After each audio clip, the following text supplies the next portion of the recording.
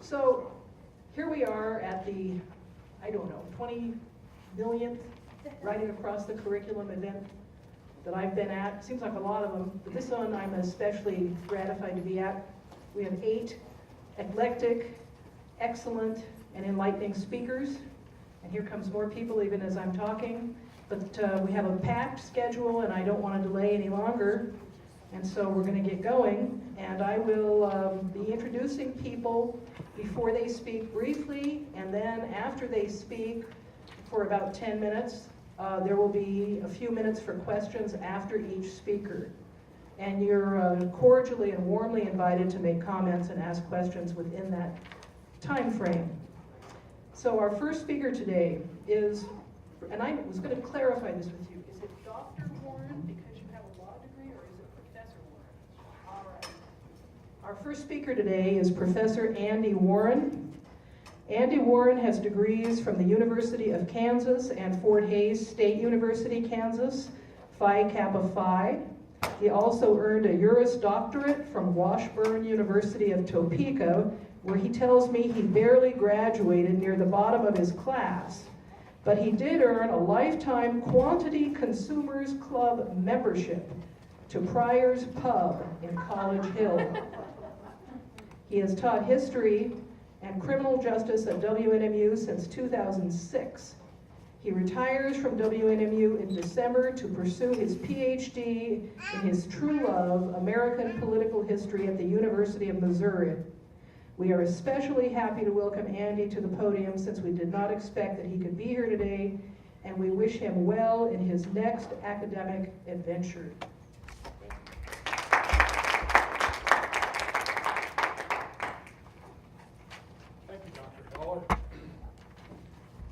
This guy has a bachelor's degree from Southwest Oklahoma State University, which is about the size of Western.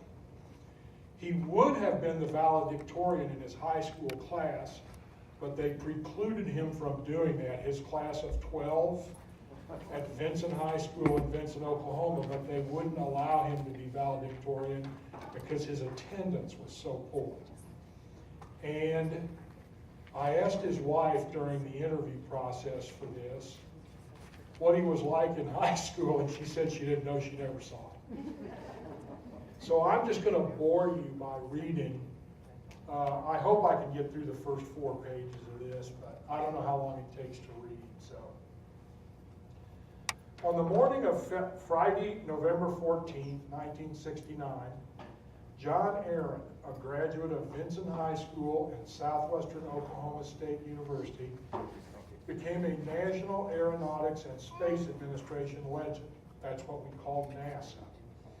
Astronauts Pete Conrad, Alan Bean, and Richard Gordon reclined in their Apollo command module atop a massive Saturn V booster preparing to launch Apollo 12 on mankind's second voyage to explore the moon's surface. The weather was grumpy, the sky would clear and then cloud over and rain again, but weather reports indicated no lightning, and NASA flight directors decided to launch. Aaron was at his console near Houston in the Johnson Space Center serving as Launch Econ, the flight controller responsible for the command module's electrical, environmental controls, and command and communication system. Flight directors wanted Aaron on duty during the launch phase of a space flight, and soon the reason became apparent.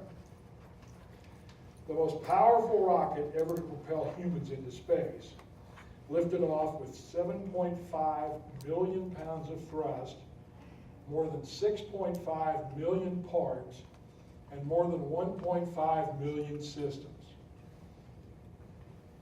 This massive collection of parts and systems accelerated towards the 17,500 miles per hour necessary to achieve orbit. Not 1,700 miles an hour, 17,000. As the 36-story rocket ascended, astronaut Richard Gordon aboard the Saturn V advised Mission Control that the sky was getting lighter. But shortly thereafter, Mission Commander Pete Conrad saw a white light and heard a long burst of static over the radio. Conrad blurted, "What the hell was that?" In the command module, the spacecraft's master alarm sounded. That's not good news. And almost every light that had anything to do with the electrical system went off, warning of countless electrical problems and failure.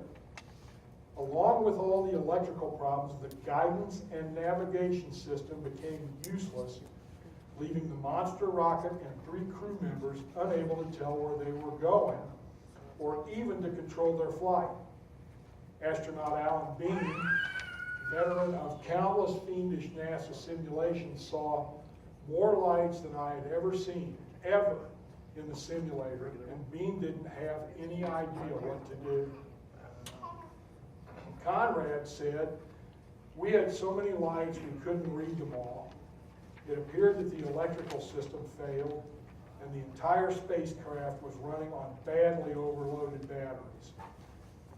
That morning's flight director, Jerry Griffin, he's really a nice guy. So's John. Had, as did all flight directors, the last word on any matter affecting mission success or safety. He needed to make a quick decision.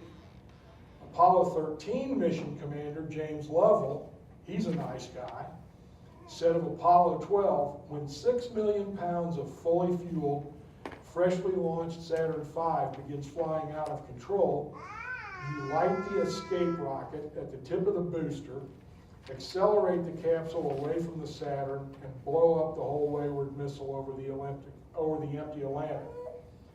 Faced with the apparently inevitable decision to follow Lovell's dictum and abort the mission, Griffin turned to John Aaron and said, "What do you see?" Those batteries were all that powered information transmissions from the spacecraft. Information controllers absolutely needed to know whether the mission could proceed or whether an immediate abort of the mission was necessary. The information they were getting, however, was no good.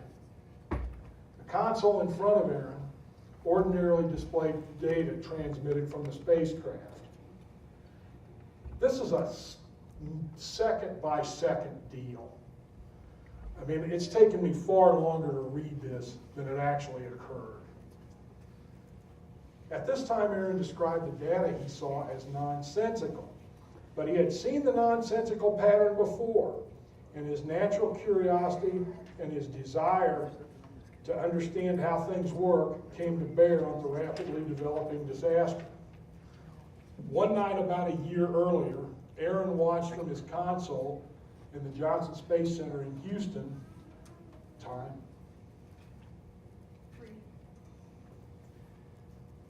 as a third shift team of NASA employees at the Kennedy Space Center in Florida administered a routine test to a command module. Errors at the Kennedy Space Center resulted in the malfunctioning of the electrical system in the command module. The system switched to the same type of re-entry batteries contained in the command module on Apollo 12. These same batteries, with only 2 hours of electricity, that were now badly overloaded and trying to support the severe brownout in the aircraft. The data displayed on Aaron's console, I'm getting a little lightheaded, Deb. I'm not sure I can read this. We'll take questions. You can make comments. Give us your off-the-cuff impressions of the man you're talking about. Why is he so important to you, Andy? What kind of a hero is this guy for you? How many of you have seen the movie Apollo 13? Remember the guy with the coffee pot? This is him. And the movie Apollo 13 had the simulator doing all the work. The simulator couldn't do any of that. John Aaron was standing around with a slide rule and fixing that. I don't know how many of you are old enough to remember Gemini 5. I am. But Aaron understood a part on that rocket that he understood it better than the guys that had designed it. And he saved the mission. So here you've got a guy that graduated from a high school with 12 people, has a bachelor's from Southwest Oklahoma State, and becomes known as the best flight controller that NASA ever had. I'm sorry I don't tell stories better, because it's an unbelievable story. Doing good. Thanks. Got our attention. If you ever get a chance, go to YouTube and watch SCE to AUX. Thanks for bearing with me.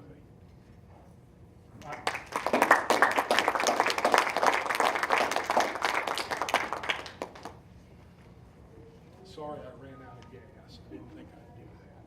Andy, that was great. Perfect. I don't know why you too hard on yourself. That was great.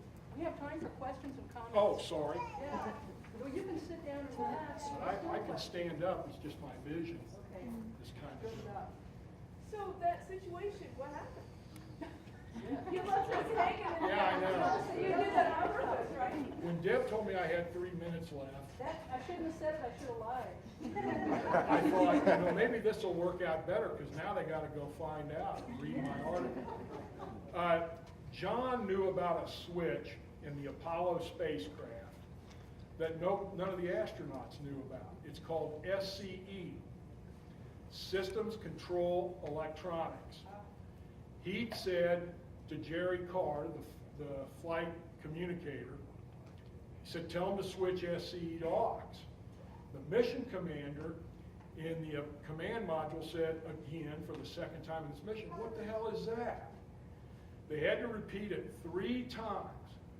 And one of the astronauts that I talked to, Alan Bean, said, I know where that is, and reached over his shoulder and flipped it and everything came back on. Nobody in NASA knew what that switch was. So out of 6.5 million parts, John Aaron knew which one to throw. And that wasn't his only heroics. Apollo 13, unlike this, most of the astronauts at NASA thought those guys on Apollo 13 were dead ducks. And Aaron put it together and got them back. And Gemini 5 is in its own way. That's back when they used to fly 2 guys in the early 60s. He knew more about the power cells than the guys at North American Rockwell that had designed it. He understood it better than they did. They said to abort the mission, and John said, no, this thing will fly, keep going. And it did. That's why, I just think he's an unknown national hero. Andy, you're a natural born teacher, I gotta tell you. When you quit reading and started talking, it got better and better. Well, as much as I talk, I'm glad to hear somebody likes it. Thank you. Thank you. Professor Morris has a question. Do we have time? Yes, we do. Yeah, so has this been submitted for publication? Is it published? Yes. It was published in the Chronicles of Oklahoma, not surprisingly, in 2016. That's the Journal of the State Historical Society. Uh-huh. They I know, like scholar that I've always known you to be, in all the years you've been here, I know you're embarking on a new chapter. What is going to be the focus of your next scholarly adventure? This? American political history. 25-year dream. I'm finally going to go try and become an expert I'm envious. instead of just a curmudgeon. Thanks for listening, everybody.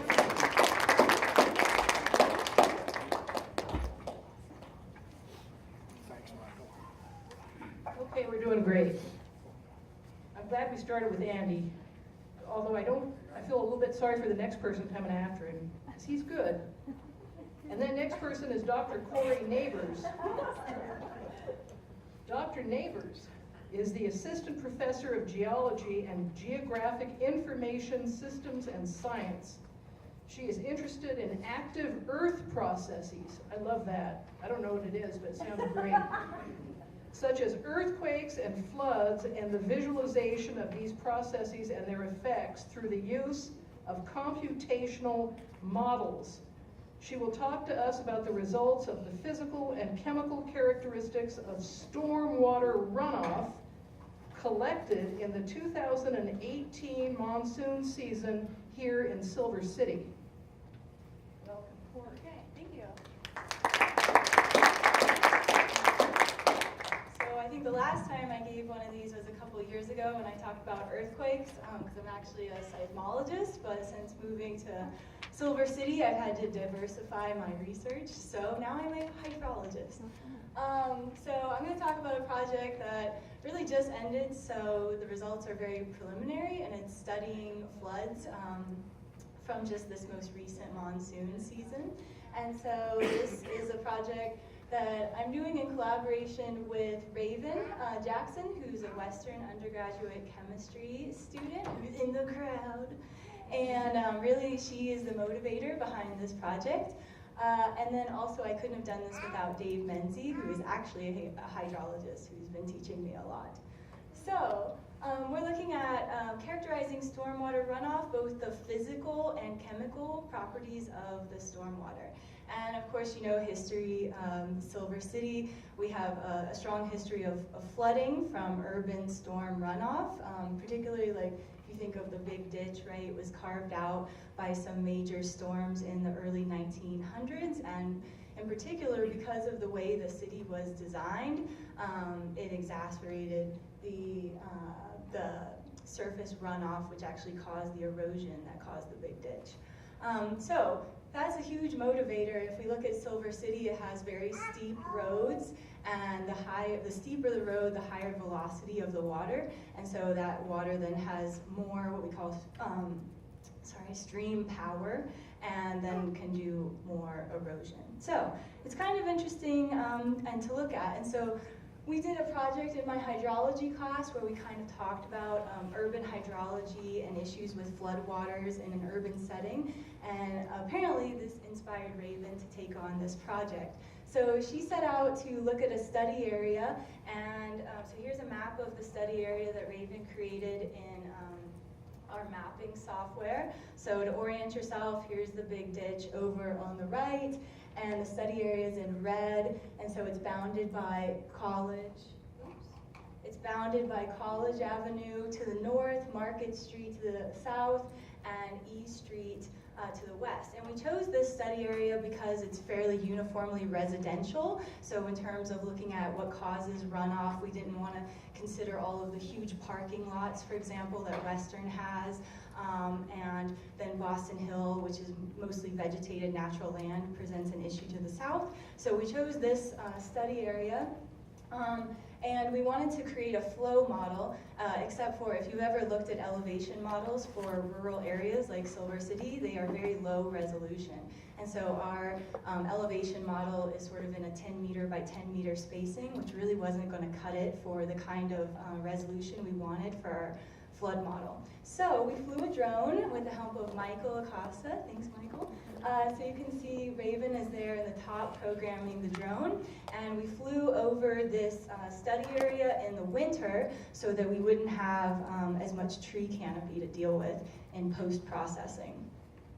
Okay, and so we then took the drone data, which is actually the base map here, the aerial imagery, and Raven then classified all of the buildings and so on in this area as basically impervious or pervious surfaces. So think about it basically when it rains, is the water going to immediately turn to runoff, or is it going to have access to like bare soil where it can infiltrate into the ground?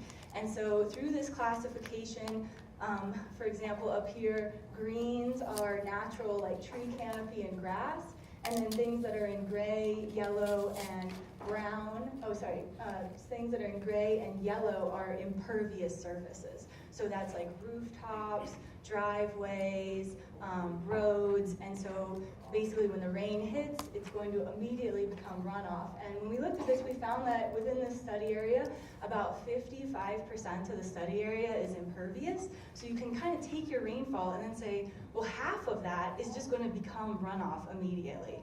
So that's kind of a quick and dirty way that you can think about estimating stormwater runoff. But we wanted to go one more than that. And so we looked at the areas that are natural, like the tree canopy, the grass, which are in green, and the dirt, which we classified in brown. And we said, well, if we expect water to infiltrate into these areas, how quickly does it infiltrate? Because some soils are so packed that they actually act like pavement. And so we did some infiltration tests, which are shown as red dots. And our infiltration test consists of, you can see on the right, we used what's called a ring infiltrometer. So the ring is this right here, and you pour water into it, and you basically just measure how fast the water infiltrates into the ground. It's a really simple procedure. But we compared, for example, on the left, two different sites that are both classified by the USDA as fine sandy loam. And you can see that the infiltration rates of these are very different. So on the y-axis, I have cumulative infiltration, like how much water infiltrates into the ground. And along the x-axis, we have time. And so 20 minutes for both of them, I just noticed the label's messed up, but on both of them, they go out to 20 minutes. So you can see the top one took 20 minutes for about an inch depth of water to infiltrate, and the bottom one only took 7 minutes. So if you think about the storms that we have in the summer, we get a really large amount of rain in a short amount of time. And so like the soil in that top graph is basically going to act like pavement, right? The water can't infiltrate because it's so slow compared to the rate that the rain is falling. So we then said, okay, so we're going to have a lot of runoff, but where will runoff occur in our study area? And so we used the elevation model from the drone to then calculate where the typical flow paths are going to be, and those are shown in darker blue. So you can see that there are some main culprits in terms of flooding in Silver City, and those are like College Avenue, which we all know, as well as there's some fingerings of a sub-drainage that go through 6th Street, which if you've been in along 6th Street during a storm, you've seen what happens in the raceway there, as well as Market and Bullard, okay? So those are sort of our main streets that have issues with flooding based on this model. Of course, we want to then ground truth our model, so we went to these streets and we created, using some survey leveling equipment that Dave had access to, which you can see on the right, we created street cross sections so that when it does rain, we could go out and measure basically like how much flood water is flowing over those streets. And what's really interesting about Silver is that our streets, you would think of streets as being like very symmetric, right? They have a top crest, and then water flows to the gutters, and those flow down the street, like, for example, the bottom graph. But actually, a lot of streets in Silver look more like the top graph, which are very asymmetric. So this creates interesting flow patterns when you think about, flooding, because you'll look, one side of the street has, a half of inch of water flowing, half a foot of water flowing down it, and the other side is dry. So it makes some interesting studies, because we found that most of them actually follow that pattern. Okay, so once we had the infiltration rates and the streets mapped out, we basically just had to wait for it to rain. And so we captured about 40 to 50 isolated events. And so like the supercell thunderstorm you can see developing in the top left. So we would go out with our rain gear and just wait for it to start raining. And we did this all summer because monsoon season starts June 15th and goes through September 15th. And we did manage to capture some really large storms. So you see these two pictures on the right and the bottom here are from 6th Street during that July storm that we had. And then here are some other pictures. The right is on Bullard, the bottom is Market Street, and then the top is the Big Ditch. So we went out in all of these storms and recorded the depth of the water flowing over the streets. Of course, what we really need in this is also to capture the rainfall, and so through Western's research grant, I was able to buy last year a tipping bucket rain gauge. If you're not familiar with a tipping bucket rain gauge, inside it has a weight system, and so water falls into this funnel, and then this is a look sort of inside of the bucket, and so when about half of a millimeter of water collects in either of these little pendulum kind of things here, it tips, and then it tells you the timing of how often it tips. So with this, we were able to calculate not only like rainfall totals, which you see here, so here's rainfall totals for the months in inches. But even better than that, we were able to calculate rainfall intensity. So along the bottom here, Raven plotted intervals of 5 minutes. So this particular July 16th storm rained a little less than 3 inches, but you can see that, you know, within a 5-minute period, we got over almost half an inch. So a lot of it just occurs in a very short amount of time. So with that, what we want to do is then, if we go out and we measure the depth of the water flowing during a storm, we can kind of come up with a flow model which shows the onset, I should say, of flooding, the peak flood time, and then the fall off of the floodwaters. And so what we'd like to do with this information is to create rainfall flood models. We also did some chemical analysis, so we collected some water samples. You can see that here at these 4 sites that are in pink, and we looked at heavy metal concentrations. And so we tested for lead, which is on the top, zinc, which is on the bottom, and copper. And so we just got these results. There's one other storm that we need to look at. And we want to kind of look at sources of heavy metal in the future and where sort of, our hypothesis was that we would see an increased accumulation of heavy metals as we go downstream towards the big ditch. So this is the top of the drainage, and then this site is the bottom of the drainage, but you see that that pattern doesn't really persist, and so we want to look into the sort of the chemical analysis of the water more. So lastly, because I know I'm running out of time, I'll just say for future work, we want to develop like rainfall runoff relationships, because the peak of the rainfall and the peak of the flood don't tend to happen at the same time. There's a lag time, which is related to the amount of impervious surface. So we want to look at that, look at the sediment, which contains a lot of the heavy metals, and then we also now have a rainfall simulator so that we can test different rainfall rates and see, so it's called a sprinkle infiltrometer, to see sort of when does runoff occur in our soils. So 10 minutes did not really do this justice because we've been working on it for over a year, but thanks for giving me your time. Actually, you got more than 10 minutes. Okay, I'm glad that worked out. So, We have a few minutes for questions. oh, okay. Comments and questions. Yeah. So short of, some sort of large scale construction to funnel this water where it needs to go, what can we do with these, what do you call them, these flow paths that you've identified, right? What do we do with them? Yeah, so one thing that people do is when they look at where the major flow paths are, they create like retention ponds, because it's true that a lot of this flow, right, ends up in the big ditch, which eventually flows into our aquifer. And I'm not saying that that's something that we need to be concerned about right now, but yeah, so retention ponds and are oftentimes looked as a solution, because it also then, if you create a retention pond, water pools there and infiltrates, and it becomes groundwater in that way. So yeah, the water is really a problem because of the amount of erosion that it does with our steep slopes. And so if you notice, like, we're redoing College Avenue, but do you see like a lot of work done in terms of directing the flow and whatnot on College? So The so answer to something that is to no. about. I didn't want to say that, but yeah, actually before the construction on College, there was riprap and stuff to slow down the water, and I don't see that put back in place. Dr. Shepard.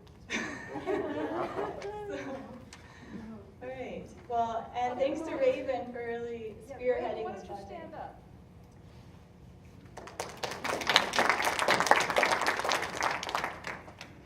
Thank you.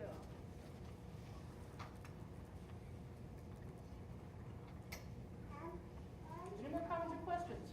Corey? I think I understand.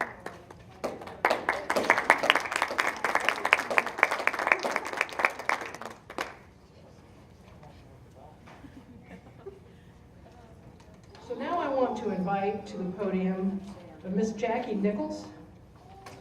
Jackie Nichols is the administrative associate and an adjunct professor in the humanities department at WNMU. She lives in White Signal with her family, where I imagine she finds refuge from the big city stress of silver. She holds a Bachelor of Fine Arts from WNMU and a newly minted Master of Fine Arts in Creative Writing from Antioch University. She will read a selection from her as yet unfinished novel, Wait, where a woman facing challenges is flooded with memories from her earlier life. I'm hoping Jackie might orient us a little bit more before reading. Anything else you want to say about this? Yeah. Okay, because you've got some time. This story is about a woman who is actually embarking on a life-changing experience. And while she's waiting for all of these things to come to forward for her, she is being overwhelmed by different memories of her past and her life. This particular memory is about her father, whom she had a very close relationship with. So, as we're limited on time, and I'm a little worried I might stumble on reading and I want to get through this, I'd like to just get started if you don't mind.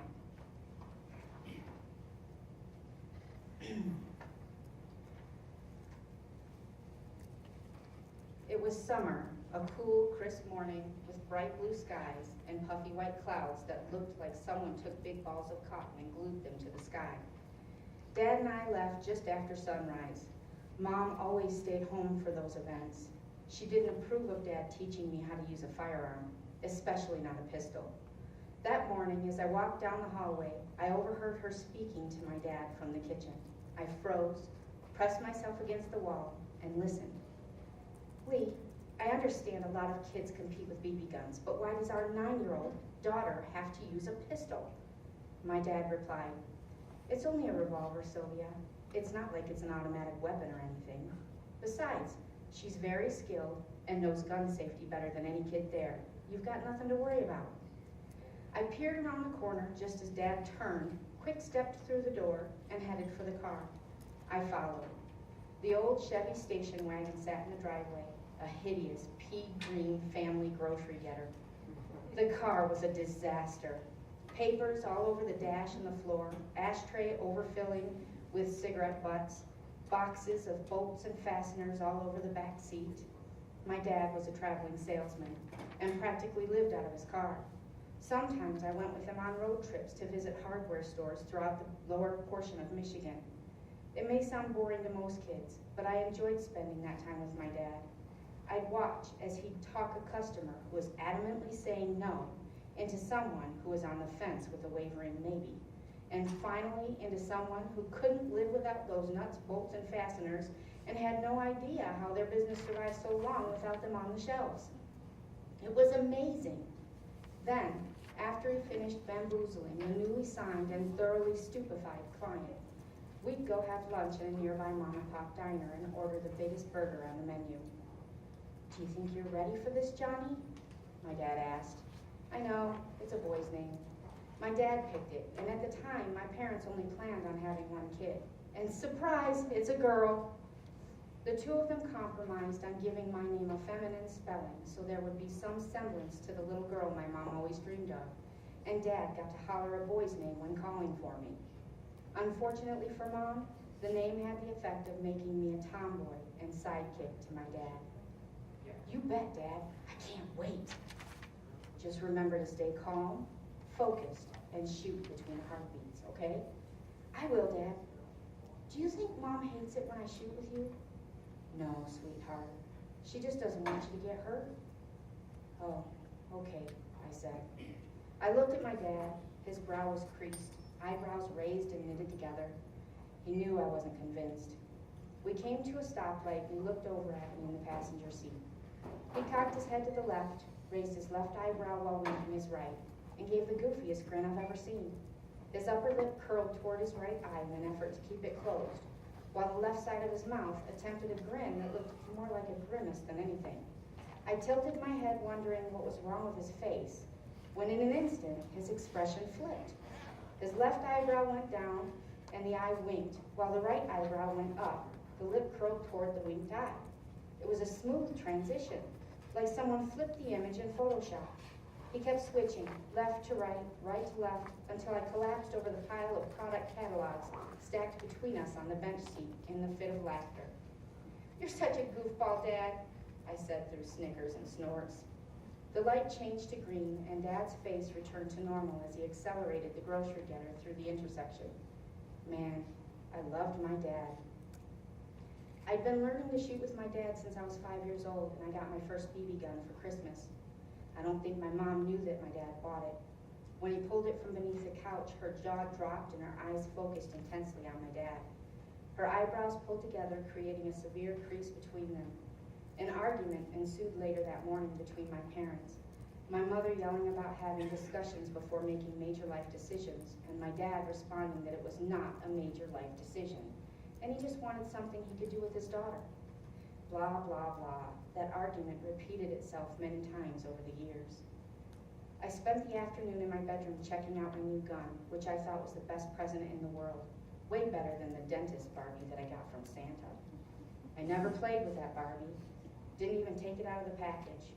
Mom eventually gave in and donated it to a very thankful little girl who lived down the road and always wore pink dresses and ribbons in her hair.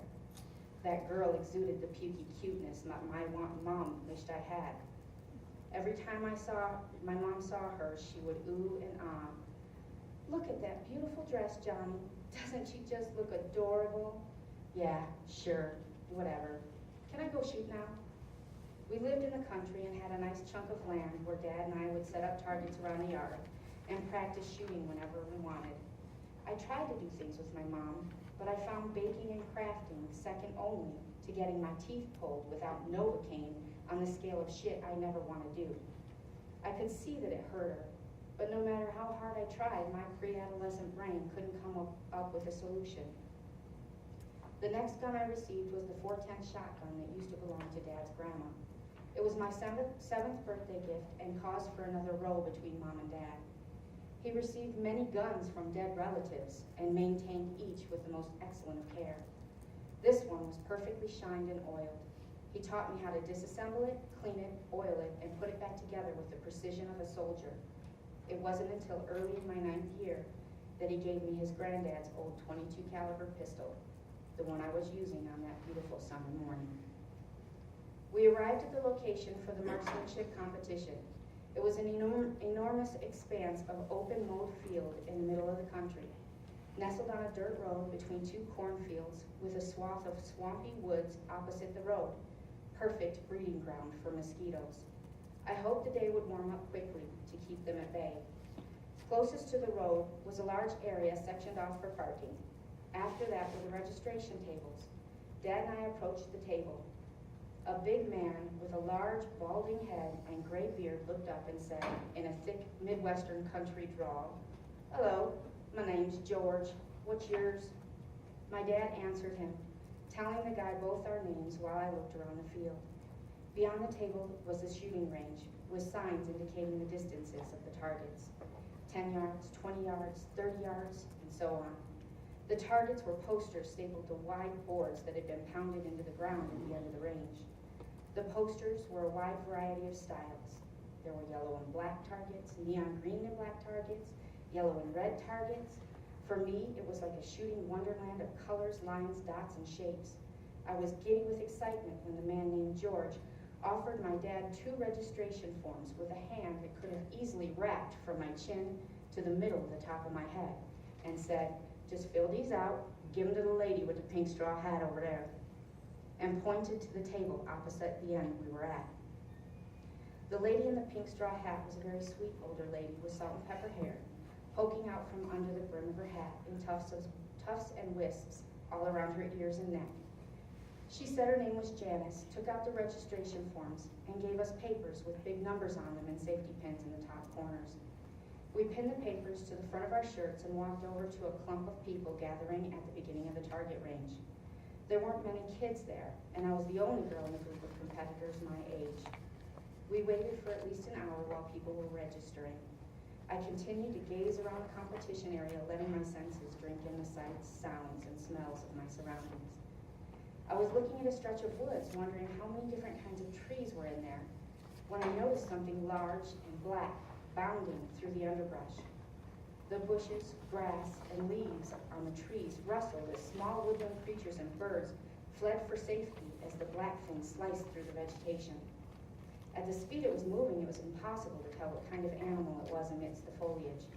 I squinted my eyes to focus, and as I did, a grayish-black cloud rose and hovered just above the trees. Only this didn't move like any cloud I'd ever seen. It swayed and bulged fluidly like a flock of starlings. It swerved toward the shooting range, and I elbowed my dad. "Hey, Dad, what's that?" I asked as I pointed to the cloud. He angled his head to follow the direction I was pointing, and his eyes expanded in shock.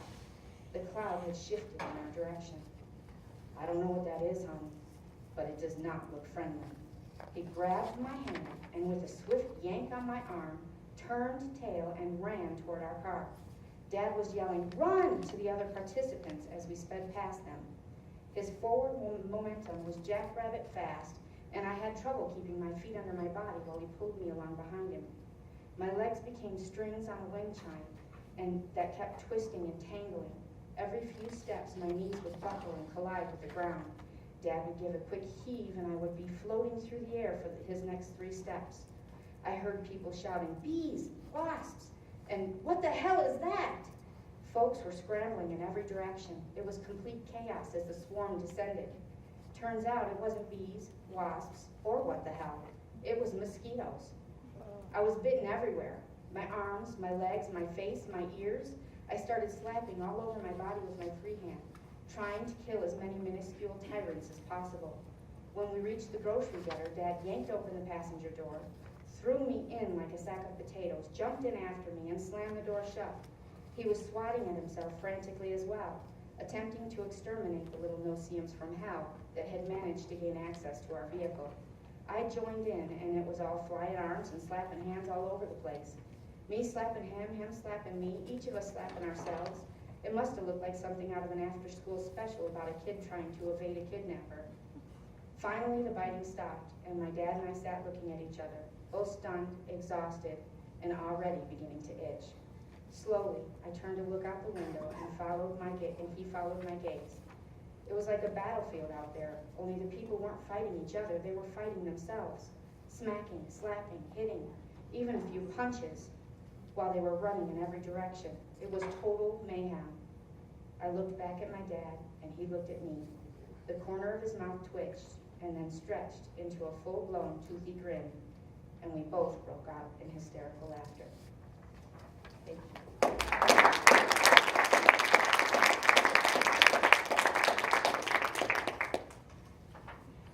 Comments? Questions? That was great. Enjoyed it. Thank you. So Jackie, is this autobiographical? Not at all. It is complete fiction. Nothing like this ever happened to you? No. Has anyone ever been chased by a swarm of Well, that was my mosquitoes? next question. Well, I'm from Florida, Is so this, yeah. is this fictional naturalism? Is this fictional realism? Could this have happened? Well, I actually have had a tale told to me of a swarm of mosquitoes chasing some friends of mine, but it wasn't quite as intense as this one. So But does that mean that you're flirting with magical realism? yes, Does that mean that I don't know about that. Gabriel Garcia Marquez is a mentor of yours? no. Okay, this is a yes and no. You're asking me yes and no questions. So, so who have you been inspired by? I've been inspired by a lot of writers, but I'm not afraid to admit that my favorite author is Stephen King. Is this narrative owe something to Stephen King? Probably, yeah. Jennifer? I'm curious about what's happening in the adult woman's life at the time that this memory comes. What is, what spurs this? Father, daughter. Well, at the time that this memory hits her, she is waiting for a visit from her brother and her niece. She has a very close relationship with her niece, and she's coming to visit and spend time with her aunt. And as she's waiting for them to arrive, she walks past a photograph of her and her father when she was about the same age as her niece. Okay. So that's what spurs the memory. Yes. I'm glad this is not autobiographical, so I can ask this question. How do you feel about this girl wanting guns rather than dolls? How do you feel about that? Perfectly okay with it. This particular character is loosely based on my own daughter.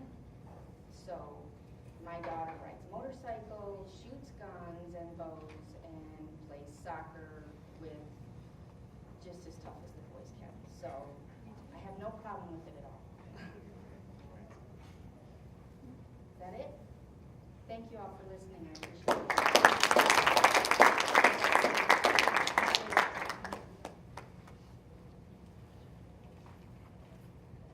Dr. Isaac Brundage attended Howard University in Washington, D.C. before shifting locales to Florida, where he earned undergraduate and graduate degrees, recently completing his doctorate of education from Florida Gulf Coast University. In November of 2011, he became the Vice President for Student Affairs and Enrollment Management at Western New Mexico University.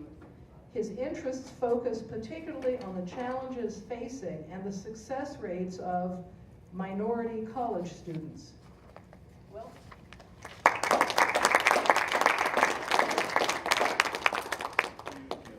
did not put my PowerPoint in yet, so.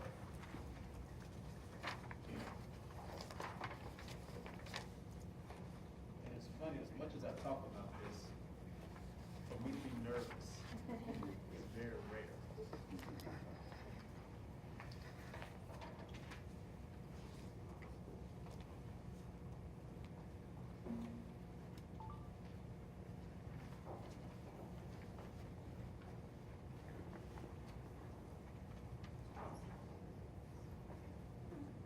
I'm gonna do a combination of things. I'm gonna kind of talk about the research that I did. This was actually my dissertation, which was a long time coming, and I actually before I get started, I want to thank J.J. Wilson, because actually for me to get through my proposal, I took his course, and he helped me to write and make sure that everything was done in a timely manner, because I'm probably the best procrastinator there is out there, so thank you, J.J.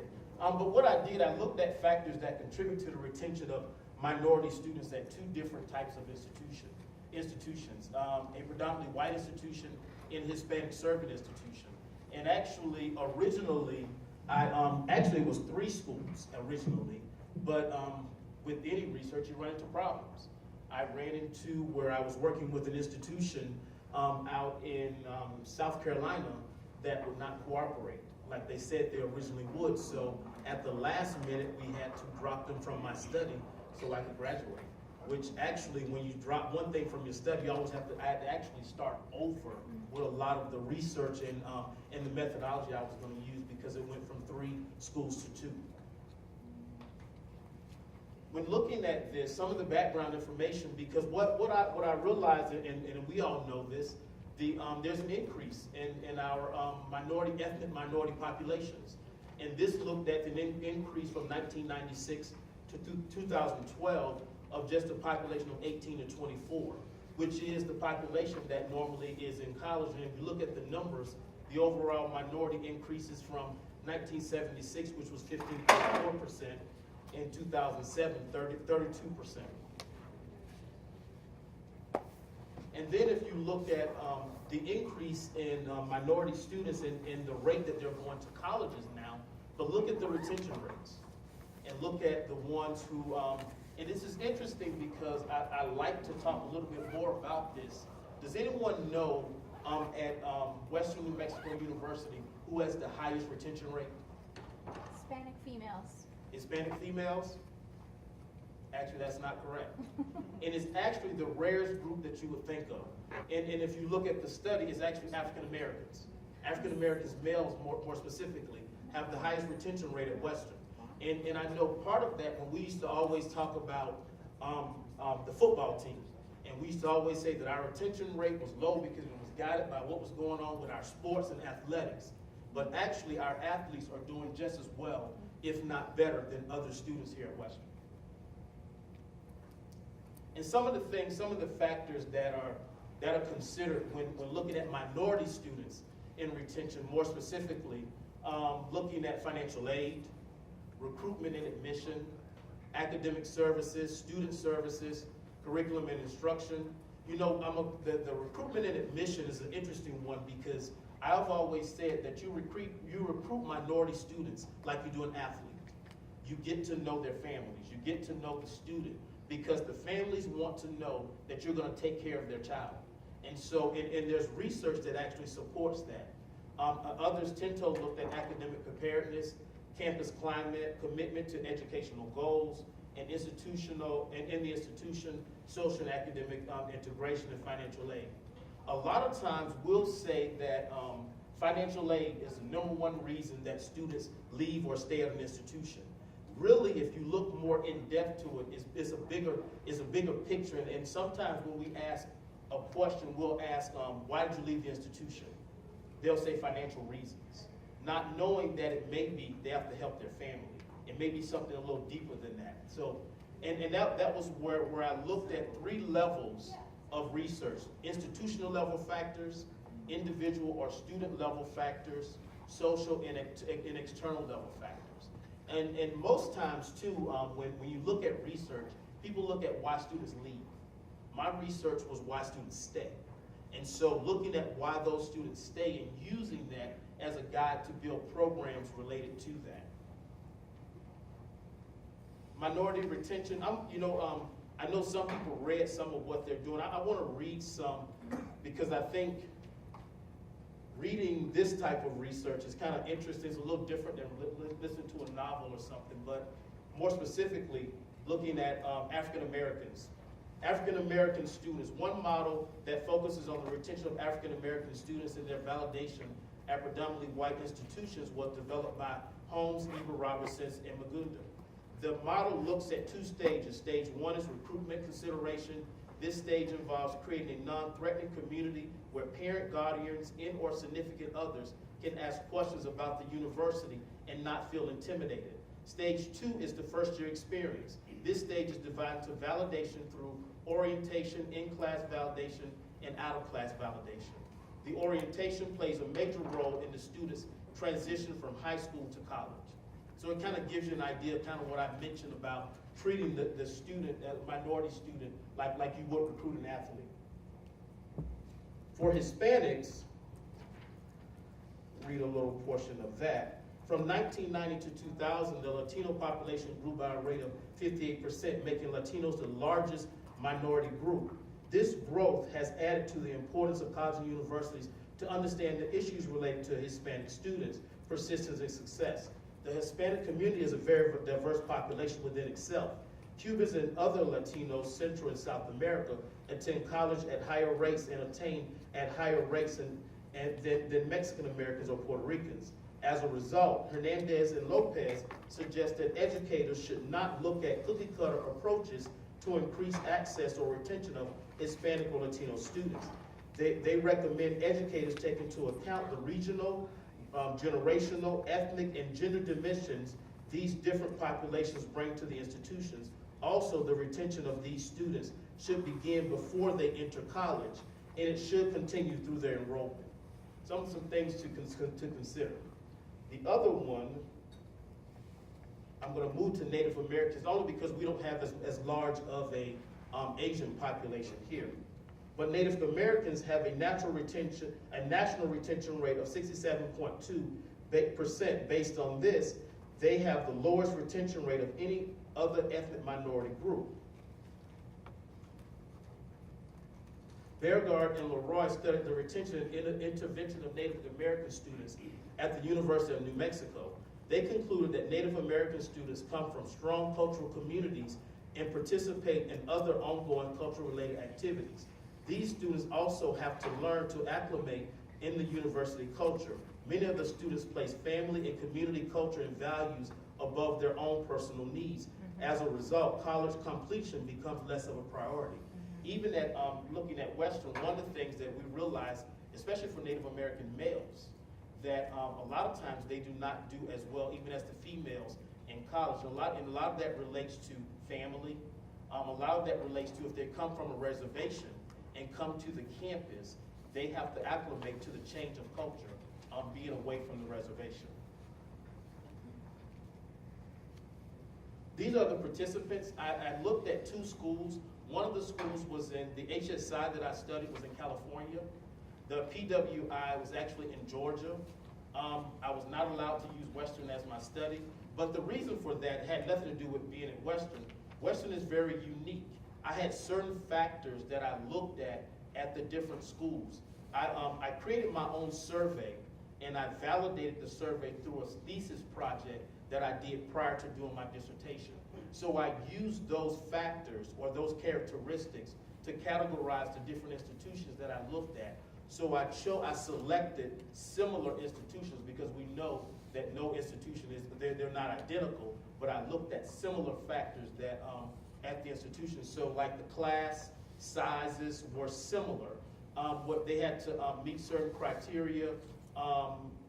Like 604 met the criteria for the study. 375 received the survey. 70 students responded, which was a 19% response rate. Of the 70, 64, which was a 91.43, responded yes to the consent form and continued with the survey. So the response of the students who actually went in and started the survey was good, but the original 19% was because you want 20 to 25% of a response rate, and then the same information for the PWI down at the bottom as well. The questions, again, if you kind of look at, I know that's kind of small, but I looked at demographic questions for the student level factors, and then some more specifics like how well were you prepared academically for college, in relation to your academic preparedness, what were you most prepared for, what were you least prepared for, to ask questions about their motivation, and then about their cultural background.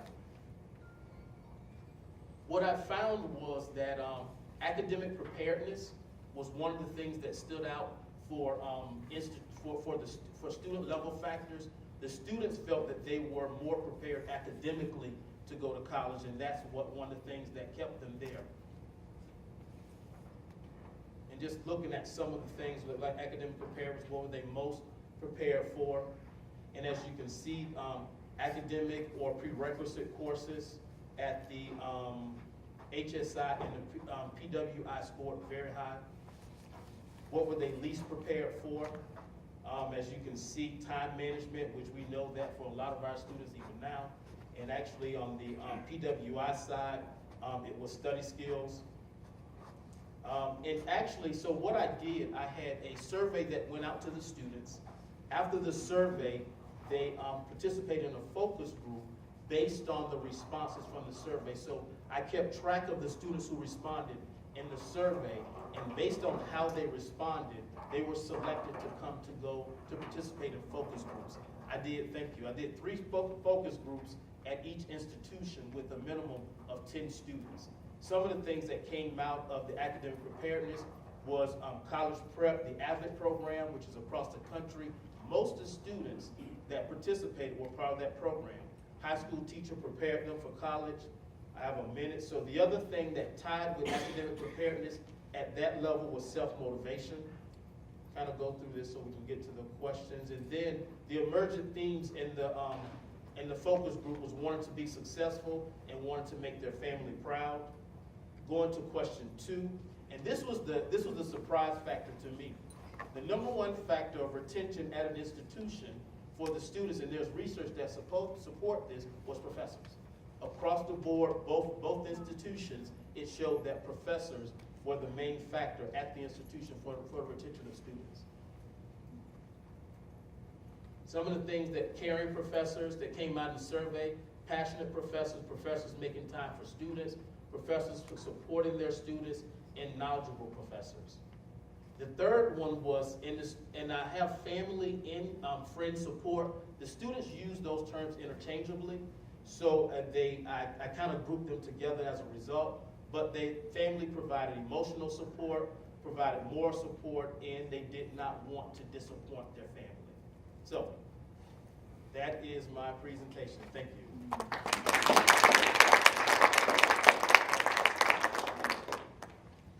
Question, yes.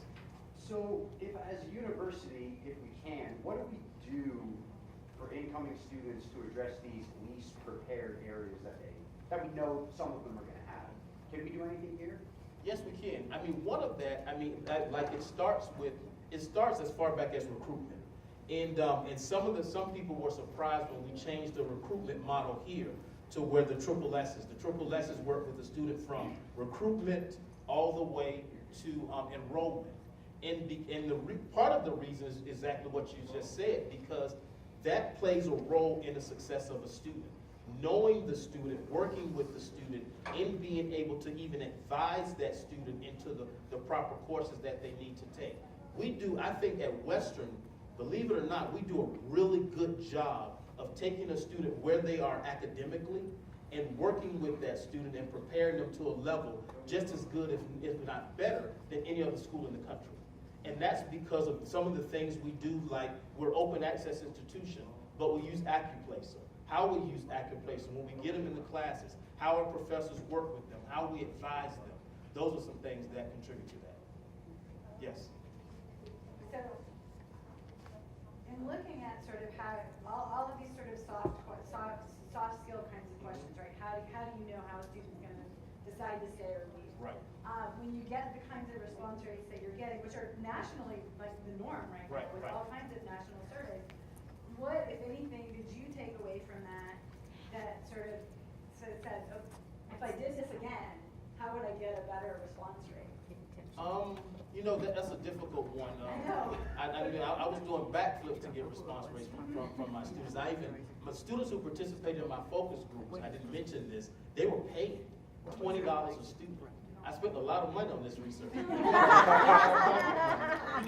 But one of the things that now, to get a better response rate, think about how our students communicate now. Through the phone, it has to be quick. I mean, we have a questionnaire that we have our students do in housing.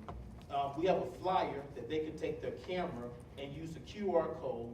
The questions come directly to their phone, pop up immediately. It's only 5 questions, and it goes directly to us through email. That's how they like to respond. So we have to think about that when we're doing surveys and evaluating or whatever we're doing to get a better response rate. Yeah, go ahead. So the question of whether the student is prepared academically would kind of beg the question to the professor. Speak up a little bit. Is the student prepared academically? On the instructor side, and I know that's outside your scope, but for me that's kind of a necessary question. So how does the professor view the student coming in, whether he or she is prepared? In some cases they don't know. If it's outside of English or math, they really probably wouldn't know how prepared their students are. And so that's why advising becomes important. You don't want to put a student who's scored low on the English part of an AccuPlacer that's in a writing intensive or reading intensive course. So the advising piece plays an important role in helping the faculty member have the best students in their class. Other comments or questions?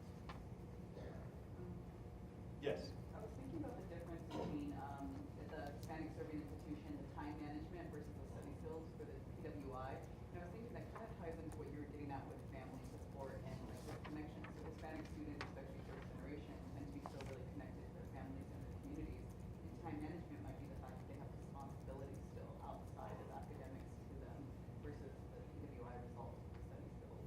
They kind of follow more of a traditional model. I agree, but also what I found at a PWI, a predominantly white institution, that since there was less of a group there, they kind of supported each other more from talking to them, as opposed to like at an HSI, there's a larger population. So I think they provided more of a support for each other. Yep.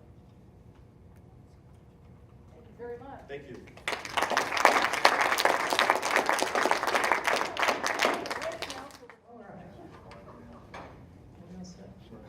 Blaxland's research rests at the juncture between comparative politics and international relations, and has a primary focus in peace, conflict, and security studies. He holds an MA and PhD in political science from Temple University, as well as an MA in environmental policy from Lehigh University, and is especially interested in global conflict study and in how we think about conflict duration. These were random terms to me. Oh, okay. Okay? Sure. So, I'm hoping to get this off my plate. This will be the last time I'll have to talk about this. I've worked on this for like a year. And hopefully you've had some caffeine so that you won't fall asleep. So this was essentially prompted by the fact that we've been in Afghanistan since 2001 and have actually really gotten nowhere. The Taliban is stronger now essentially than they've ever been before. And actually this isn't too uncommon. So the Tamil Tigers in Sri Lanka is also an insurgency. They lasted 33 years. The FARC in Colombia lasted 53 years. Al-Shabaab, which is in Somalia right now, an insurgency in Somalia, they're going on their 10th year. And the Balak insurgents in Pakistan are going on I think they're close to 70 years, and they're still in existence. So what we have happening then is essentially intrastate conflicts, which is basically state governments versus insurgents or rebels. The duration of these conflicts over time is getting longer and longer. Essentially, from 1945 to today, it's increased from 2 years. This is the average duration of conflict, is 2 years to 16 years today. So I wondered, how could these insurgents, when they're undermanned, understaffed, under-equipped, outnumbered, still manage to survive against extremely strong state-backed armed forces? This here is Abmel Guzman. He was the leader of Sendero Luminoso, which was an insurgency in Peru during the 1980s. They lasted 12 years. So here's kind of like what goes on. Basically, in political science literature, most everyone cares about this right here. In trying to determine why wars last a long time, we measure variables during conflict, during wartime, in order to make sense of why war lasts so long. But no one before this actually ever thought about this part here, which what happens before conflict actually starts, or what do these insurgents do, if anything, before conflict that prepares them for war? So basically what I did is I just invented a brand new variable, and I called it incubation. And basically what it is it's the start of when the organization actually begins, and I operationalized that as there was a leader or identified leadership assembly, and they had 50 people. They didn't commit any acts yet, they were just sort of organizing themselves. Now, conflict onset here, I just used this standard industry accepted variable for conflict onset, which is 25 battle-related deaths on both sides of the conflict. So essentially, what I did was I had to figure out how to code this. So I took about 4 months reading literature on 120 different cases of insurgency to determine when this actual initial formation date took place. And then I ran out of gas at 120. So then I decided next I wanted to do some analyses. So essentially what I did was, this is my preliminary testing. I wanted to determine really if I had something to see if I could go forward. This is just a standard OLS regression, bivariate regression. Basically what it is, I just tested incubation duration, which is that period before war, and whether or not it has any sort of impact on conflict duration. As you can see here, the majority of the cases fall in the area where incubation duration is low and conflict duration is also low, which means shorter incubation means shorter conflict duration. Now I should also note, you can see many of the cases actually fall almost right on the regression line, which is pretty fantastic. So basically I was like, oh yay, I have something, my theory isn't off the wall, I'm not crazy, so I wanted to move forward with it. Okay, so let me just explain what this means first. So basically what I wanted to do was I wanted to take a whole bunch of industry accepted variables that everyone uses to measure conflict duration I wanted to plug them into the model along with my variable that I invented and see what happens. So essentially, this is basically, maybe I should go back. Let me explain what I did first. So with these 120 insurgency cases, I wanted to be able to measure over time variation in these variables, things like GDP. So for Sendero Luminoso, with the conflict lasting 12 years, every year the GDP was different. Now a standard something like survival model doesn't account for variation in these variables over time. So I had to try to figure out a better way essentially to do this. So what happened was then is I disaggregated each case into years. So for example, an insurgency that lasted 12 years, like Sendero, it was disaggregated into 12 observations, marked 1 through 12, annotating each individual year. And then I wanted to code whether or not each case year was ongoing or finished. So if the case was ongoing, it was coded a 1 all the way up. So for Sendero, finishing in its 12th year, coded a 0 to signify that it exited from the, there it's annotated right there. That's what I wanted to test. When is exit based upon this right here? So let me see if we can maybe explain like a little bit of this a little bit better. So this, okay, so here's the, I won't go through this, I'm not going to bore you with this. So essentially, after I ran my whole model with all of my covariates, having them vary upon years, I plugged it in and stayed to spit out some numbers, and oh gosh, you can't really see. So here's what I had, right? So basically all of these down here are the standard industry variables I got from the World Bank. I got measures on terrain, measures on geography, whether or not there were drugs present during war, whether or not there were gems, if they had foreign patrons, if they had cross-border sanctuaries. These are all the variables that conflict scholars say have something to do with duration. As you'll note here, even though you might not see it, my variable, incubation, came up significant at the 99% confidence interval. So did terrain, which is essentially considered one of the most powerful variables out there, and it makes sense, right? When you think about Afghanistan, we've been in Afghanistan for 18 years, and it's one of the most rugged terrains on Earth. So I was like, yay, I have something, it works. Okay, so what I really wanted to do then is run some predictions to see actually what happens, right? So I plugged this all into the model, and long story short, what happens here is this is basically shows that as incubation duration increases by days, the probability that they will exit or fail goes down by approximately 10%. So what that means, longer incubation, longer wartime survival. Pretty simple. Okay, so what I also wanted to do was, because most of these studies, what they're really interested in is win, lose, or draw. They care if the incumbent government's going to win, if they're going to lose, or if there's a draw. So because everyone measures that or tests that for their dependent variable, I said, all right, I'll throw them a bone and I'll do the same thing. So I changed my dependent variable from duration to outcome, which is what it is right here. And lo and behold, incubation is significant. So what happens is, right, so you can see here that it's positive to exit to a win and negative to an exit to a loss, which means longer incubation means that the likelihood of an insurgency winning goes up. Longer incubation also means the likelihood of losing goes down. Draw was not statistically significant. The other nice part about this is all of these other variables here that you see with the star. You may not, I don't know if you can see them, I can barely see them. These are all the ones that everyone says really matter, and I'm happy that they came up significant as well, because it means like I'm onto something.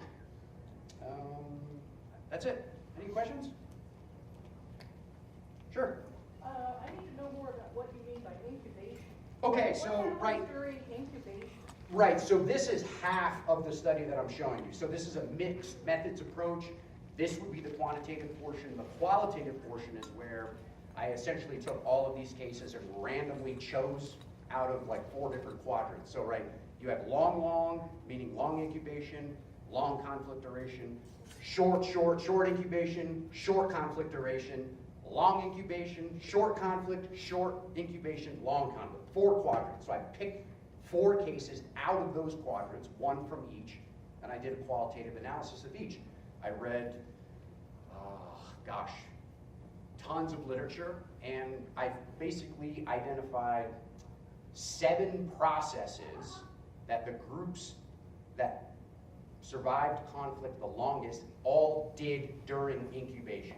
These processes include simple things like combat training, something like cohesion building, something else like figuring out sort of like a salient like ideology or sort of agenda that they're going towards.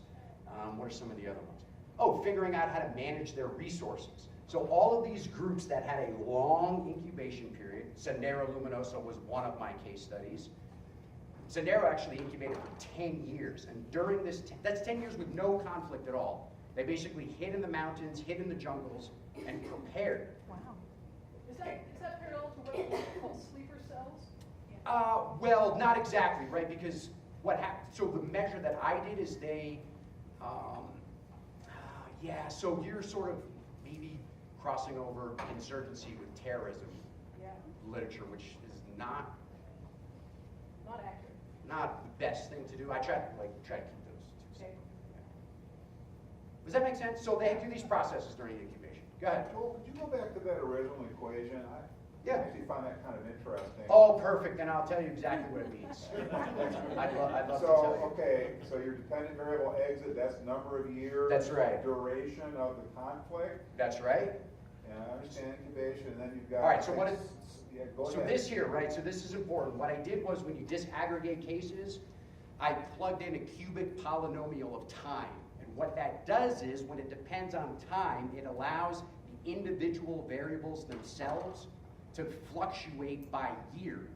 If I didn't disaggregate them and I just ran a standard OLS regression, something like GDP or something like regime change is not permitted to vary over the course of 1 observation. So for Sendero, if I left it at 1 observation, I can't get all that variance in there, which is important, right? Because GDP can sometimes lead to, higher GDP theoretically leads to shorter insurgency. So I wanted to be able to test if GDP had any impact on duration. And I wanted it to be able to vary over time. So that's essentially what so that's what this is, right? So this essentially, the I really denotes when applicable that variables can vary in each observation. So essentially what I did was 120 observations, disaggregated into years, it ended up with like 2,600 observations. Now what's important about that is so that there's no systematic biases in the measurement, is that there's variation both in the year that it starts in terms of months and years that they end in terms of months. So that means there's no systematic bias in the measurement between years at the start and at the end. Does that make sense? That's what I was interviewed this morning by a student in a humanities English course about, I'm a natural botanist, about how important math is in the natural sciences. Yeah. And I'm sure that our fine humanities faculty here are taking note that they can send students. I want them to come talk to you. Send them. Social. Yeah, who knew? Do you know what we need? We need to get some of this so that we can get Stata put on all of the computers that students have access to so that they can do something like this, or at minimum that we can show them how they can do something. It looks complicated, but it's not really that hard. I just decided what it was that I wanted to do, and I determined the model specifications that would get at the problem that I was trying to answer.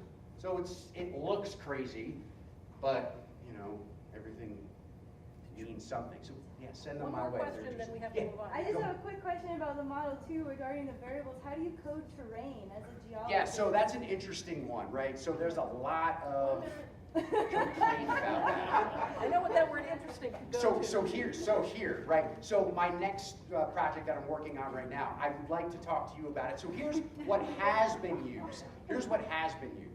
So essentially, in fact, I'm pretty sure a geographer came up with this methodology. What he did was he took the lowest point in the country, and subtracted it from the highest point in the country and determined it and split it into categories in terms of ruggedness. And that's the one that I used.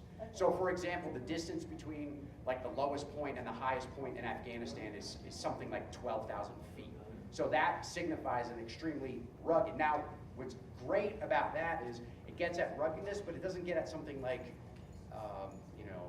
tree cover or dense forests, which a lot of these cases, they have. Peru, that's Peru. El Salvador is the same way. So, yeah, the terrain measure is one that I've been constantly trying to, punch holes in, and it just keeps coming up that it works. Is that it? Am I done? That's it. Yeah. No? Go ahead, BB.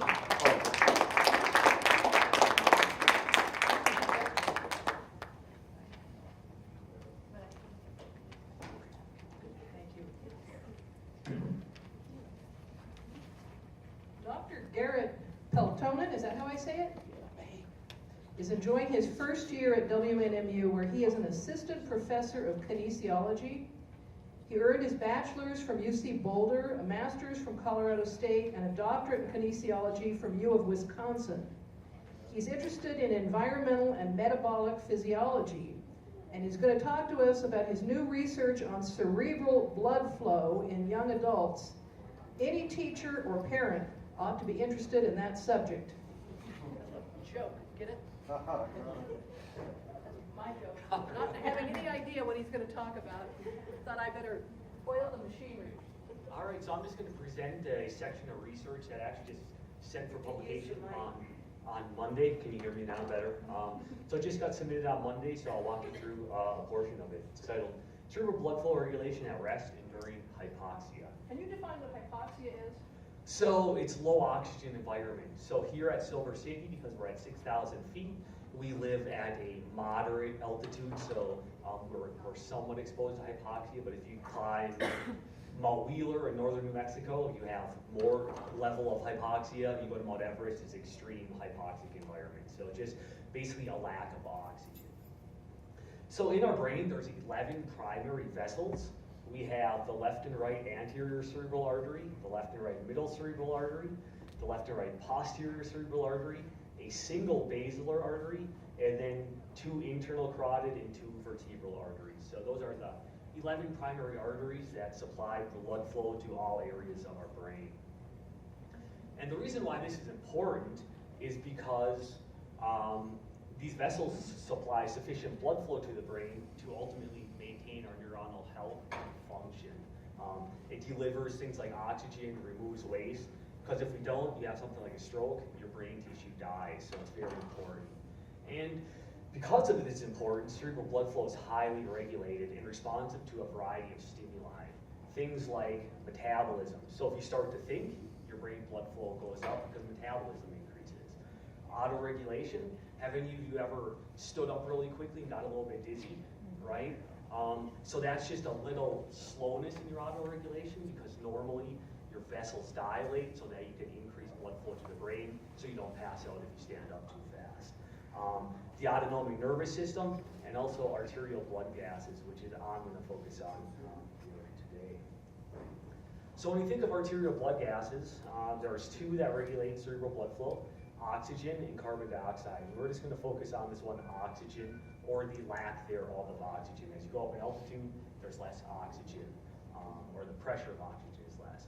So as you can see here from these graphs, cerebral blood flow, as oxygen decreases, starts to increase cerebral blood flow in a variety of different vessels. So these are a few different vessels, but we can see that as oxygen decreases, cerebral blood flow increases.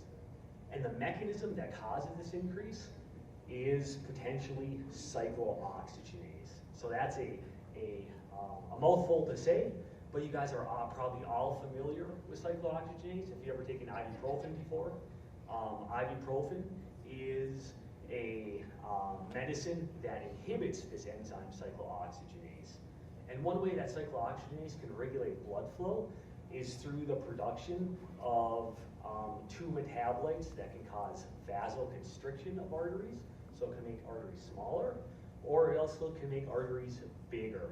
And when you make arteries bigger, you get more blood flow, and you make arteries smaller, you get less blood flow. And so cyclooxygenase can mediate the size or the diameter of arteries. However, its role in the cerebral circulation is unknown. We don't know what it does in the cerebral circulation.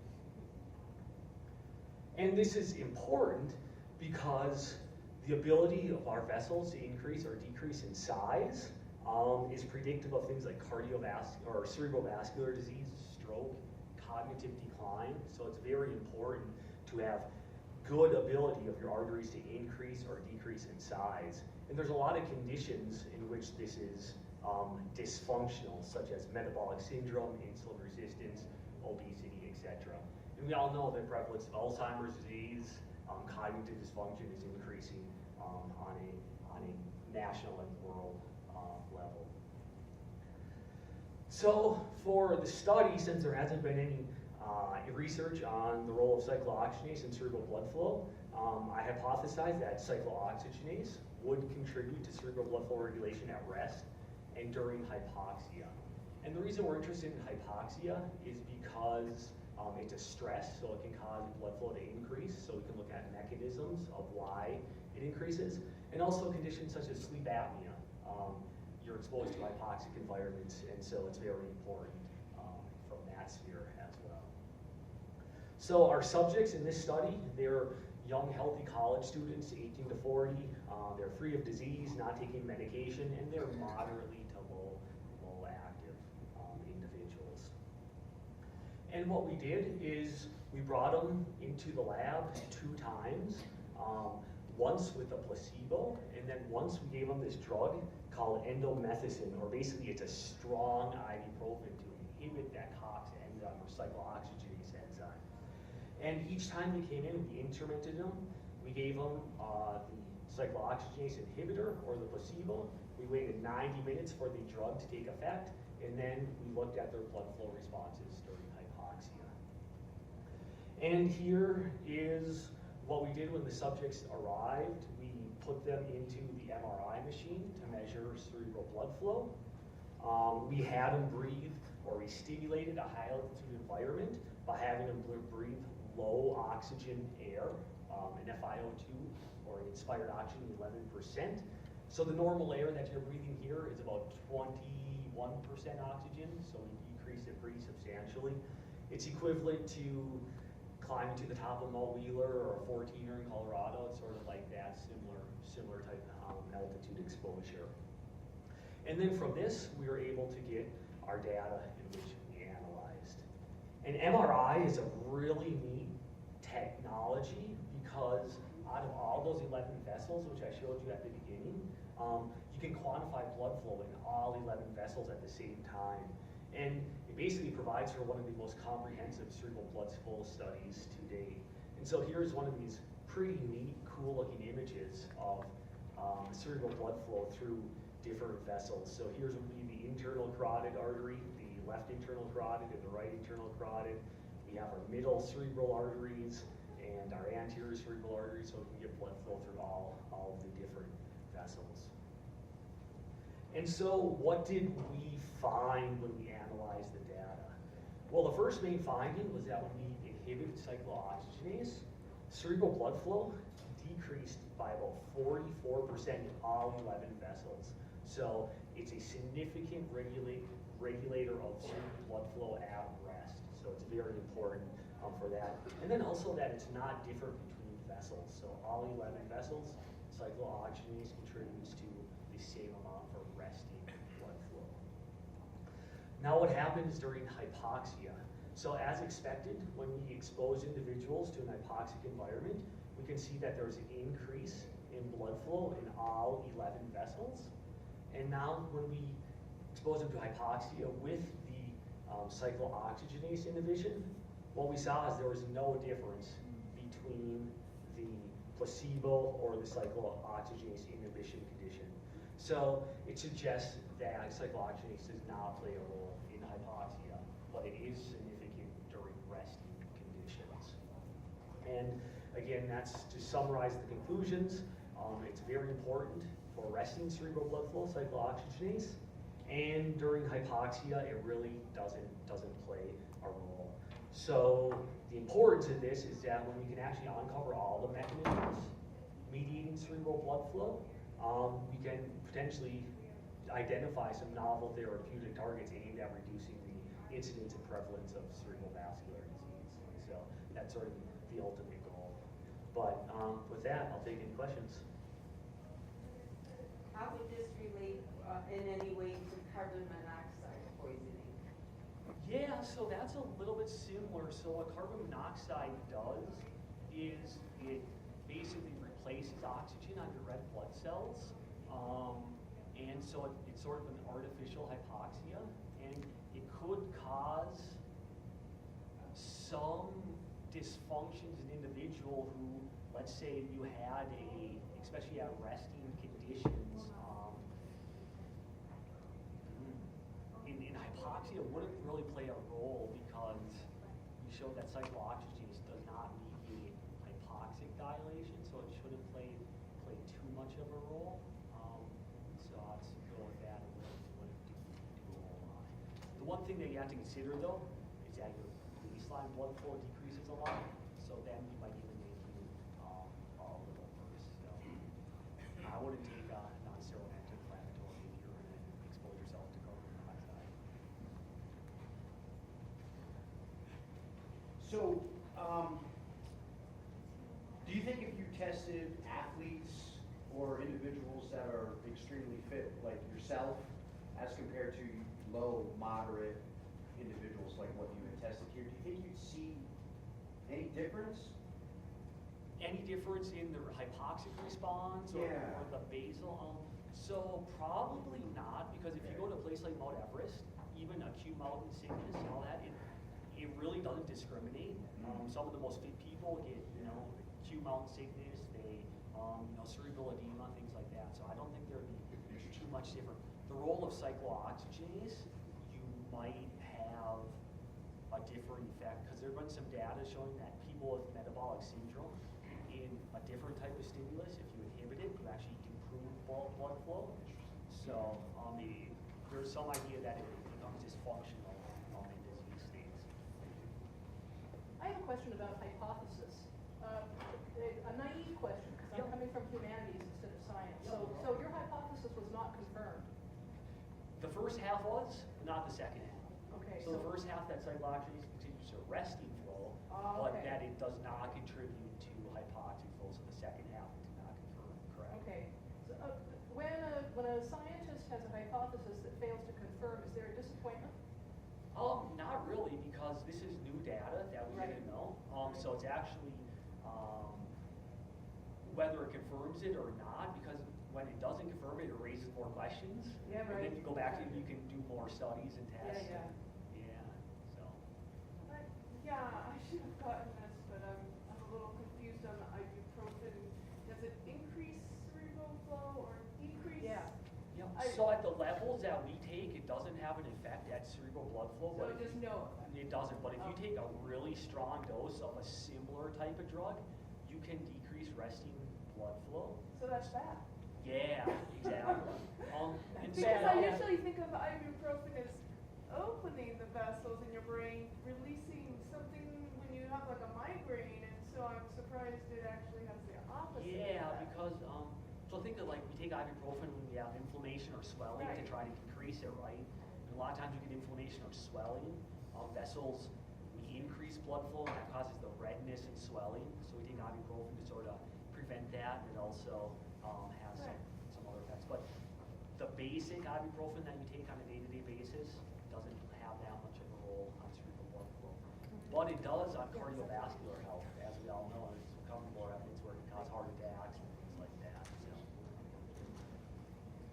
Thank you.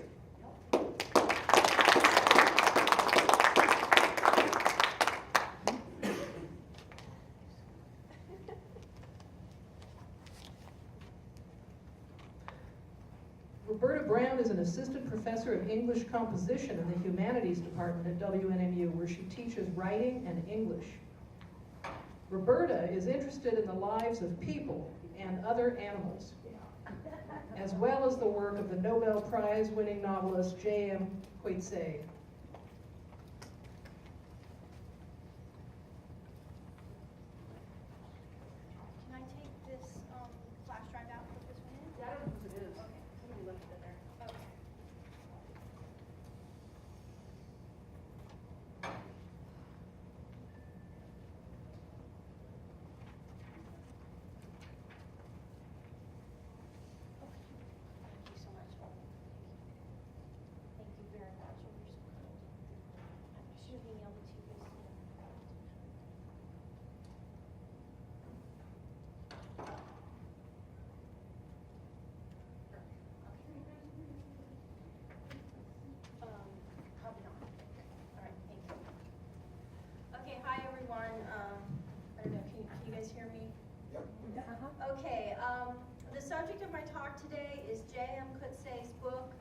Lives of Animals. It was published in 1999, and what I call its elaboration, because it's not really a sequel, Elizabeth Costello, published in 2003. Those are the two books on the one in the middle and the one on the right. Those are the two books I'm mainly going to be talking about. Both books are remarkable for having attracted the attention of philosophers who in turn have responded to Coetzee in a text entitled Philosophy and Animal Life, and that's the third book, the small one, in 2008. Although the fields of literature and philosophy are not totally separate, many novels are published every year, as we all know, and few draw the attention of serious academic philosophers as Coetzee's have done. The Lives of Animals is in some sense a transcript of the Tanner Lectures delivered at Princeton in 1997 by Coetzee, who earned a PhD in English from the University of Texas at Austin, and other scholars. Coetzee leads off with 2 lectures, followed by responses from a scholar of religion, a primatologist, a literary theorist, and a scholar of moral philosophy. The volume entitled The Lives of Animals, therefore, also contains both of Coetzee's lectures, which are the first 2 chapters of the book, as well as the 4 critical responses from the scholars who presented alongside him at Princeton.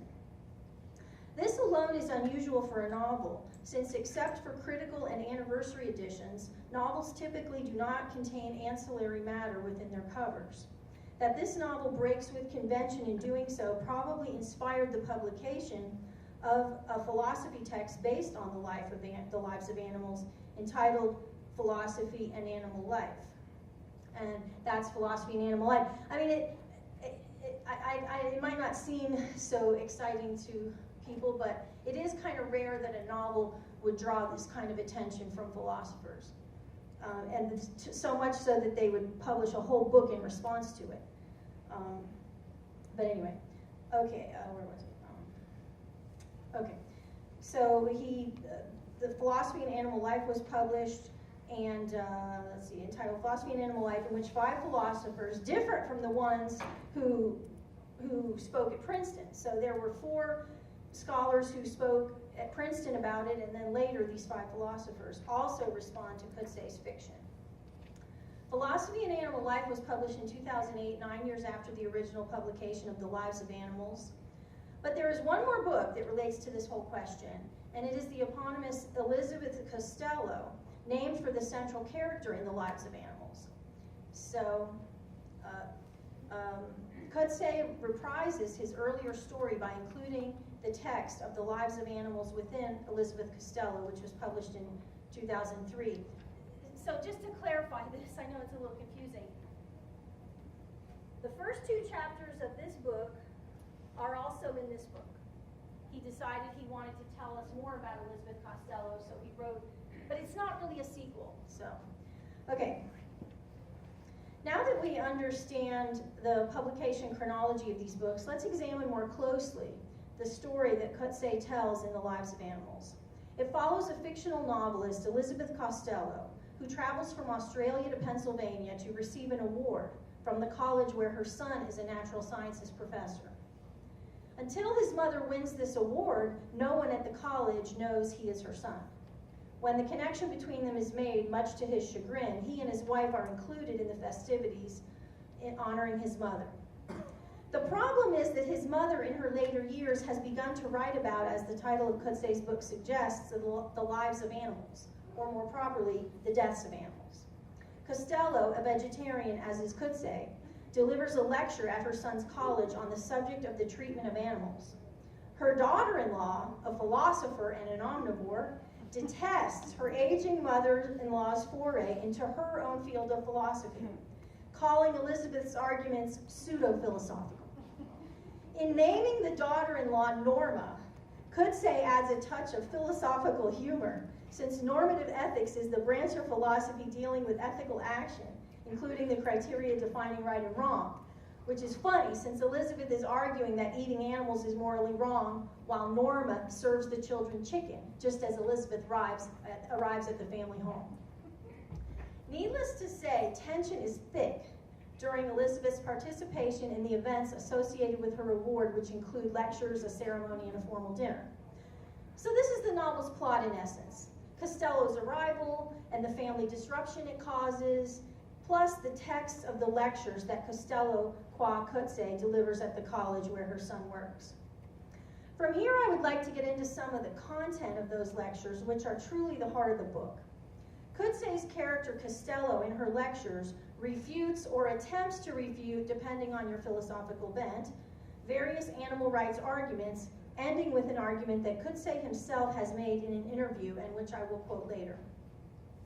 One point she makes is that earlier in human history, the animals could hold their own against humans until technology intervened. She said, "In the olden days, the voice of man, raised in reason, was confronted by the roar of the lion, the bellow of the bull. Man went to war with the lion and the bull, and after many generations won the war definitively. Today, these creatures have no more power. Animals have only their silence left with which to confront us." She then references a paper that philosopher Thomas Nagel wrote about bats, and from which she argues that, quote, "To be alive is to be a living soul. An animal, and we are all animals, is an embodied soul." She also takes on Descartes in a way that has been done before. "Cogito ergo sum" is a formula I have always been uncomfortable with. It implies that a living being that does not do what we call thinking is somehow second class.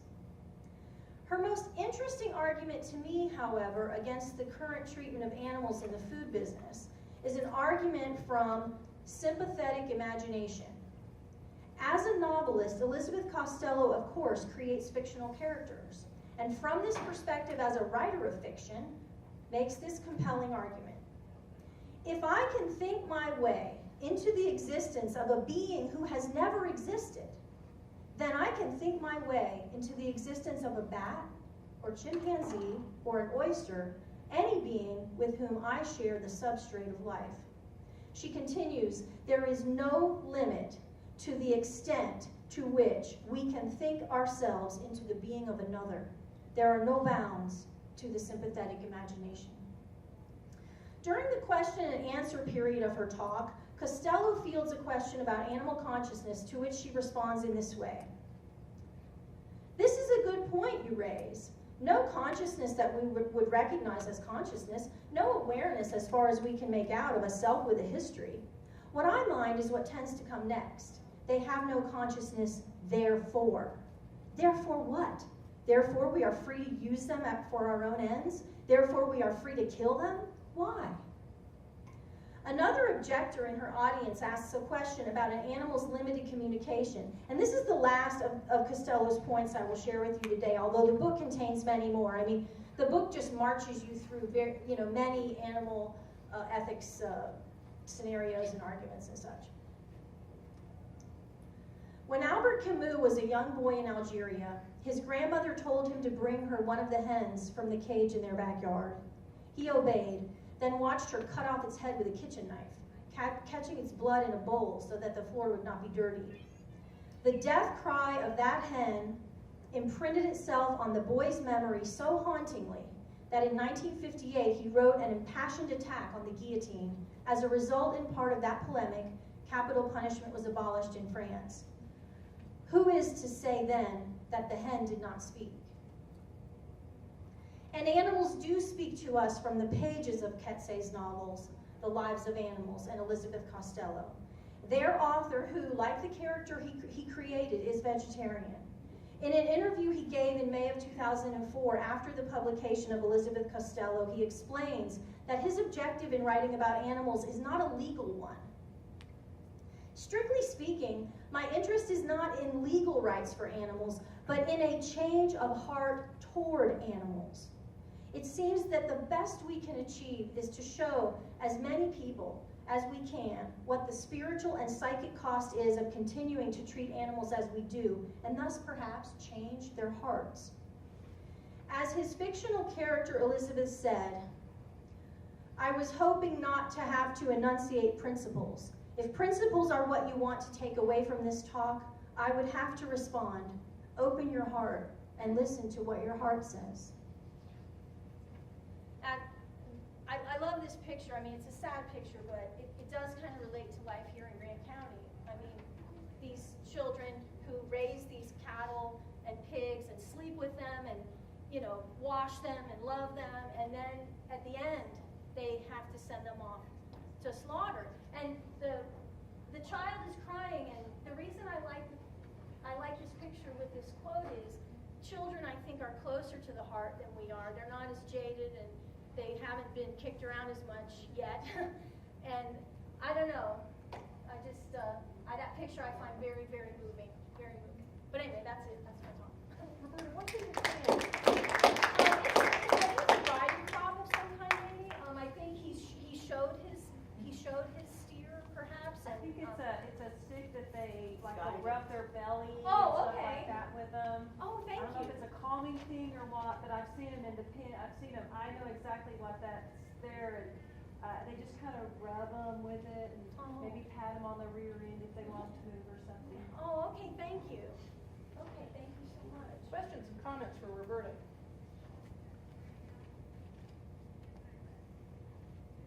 I have a controversial challenge question. Well, could I? Oh, go ahead. Go ahead, Jennifer. So, in writing a novel, this author, Betsy, doesn't actually want to give a principled argument, but it's sort of like its appeal to the heart, to emotion, compassion. What would you say? Well, okay, the thing about this book, he does give reasoned arguments.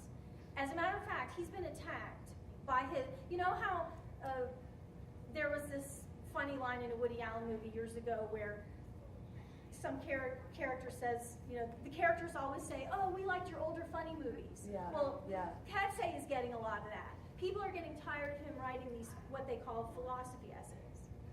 They don't consider, and you know, when you read this book, the heart of the book, most of it is her lectures. So, you know, the plot is really thin, the characterization is somewhat, maybe not up to some par according to some people. But it's a vehicle for these arguments. It's a vehicle for the arguments. Right. It's a vehicle for the arguments, Right. exactly. Exactly. It's like, you know, it's like any number of narratives where you have to get this information into the hands of the reader. How are you going to do it? You know, are you going to do it through a frame? Are you going to do it in an epistolary style? Or, you know, what are you going to do? So, by the way, I have to say, I never heard. I'm familiar with Katsay. I've read his books, but I never heard of the Lives of Animals until Phil, Dr. Schoenberg, told me about it. He introduced me to this book, and it just kind of captured my imagination. So. I kind of took a liking to that. I wouldn't call this, my animal side loves it. My literary side would say, I don't think this is, you know, a great example of a great novel. But it's definitely worth reading. Right. But as a novel, I would call it less of a novel and more of a treatise or a lecture transcribed. Right. I was just going to ask about his veering away from fiction toward philosophy and whether that has caused a diminution of his power as a writer, but I think we canvassed that, so. Yeah, and of course, some people are very happy he's doing this. And just from a standpoint of someone who works in a humanities department where we have multiple disciplines, I find this very encouraging that, you know, we have two fields colliding in this way, literature and philosophy. And perhaps not colliding. Intersecting, I don't know, whatever. It's been a long week, Debbie. English teacher. Literature is a form of art, right? And in Yes. art, you can make these kind of statements, even within visual art, you know. Yes. As well as in literature. Well, you know, that's a really good point too, because 1 minute. I think there's a way, you know, people don't like to be messaged that much, you know, like I'm going to shove this message down your throat. So if you can put it in the context of a story, a slim little volume that you can tuck in your bag on the way to the airport, you know, something non-threatening, I think it helps get the message out, if there is a message. But yeah, I agree. As an artwork, it can. Oh, yeah.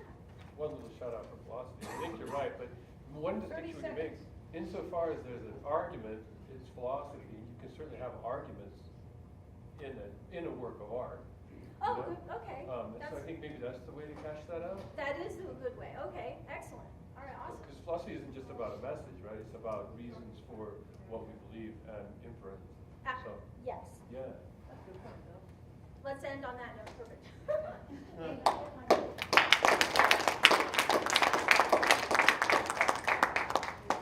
Yeah, I'm gonna let him eject that.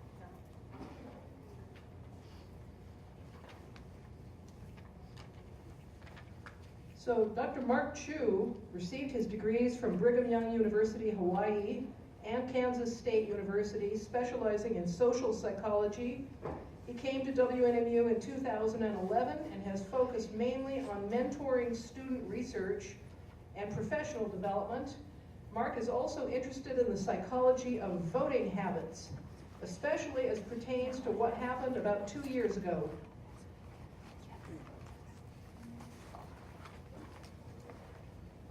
Okay, my topic is supporting Trump, right-wing authoritarianism, populism, and mistrust of experts.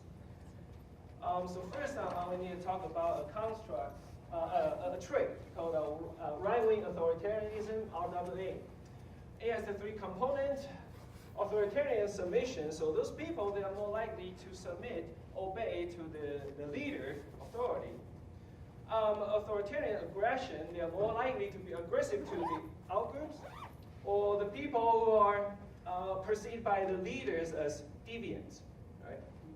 And then conventionalism, so they stick to the traditional values. 2 years ago, 2016 presidential campaign, a lot of polls suggest authoritarianism was the strongest factor that predicted Trump supporters, stronger than other demographic factors such as age, gender, educational level, or religion. And it seems that those people who they're more likely to perceive foreign people, the outgroups, as a threat, and therefore support our government to use more extreme strategies like the wall. So the polls that they use an indirect measure of authoritarianism, which is called child rearing values. So for example, this is a simple question. There are two qualities, independent versus respect for elders. Now, which quality is more desirable in children? The people who select respect for elders, they are more likely to be higher in authoritarianism. But some researchers disagree. They thought that Trump supporters were not higher in authoritarianism than other candidate supporters. Instead, they thought populism was the significant predictors. And populism had three factors, components as well. First is anti-elitism, therefore drain the swamp.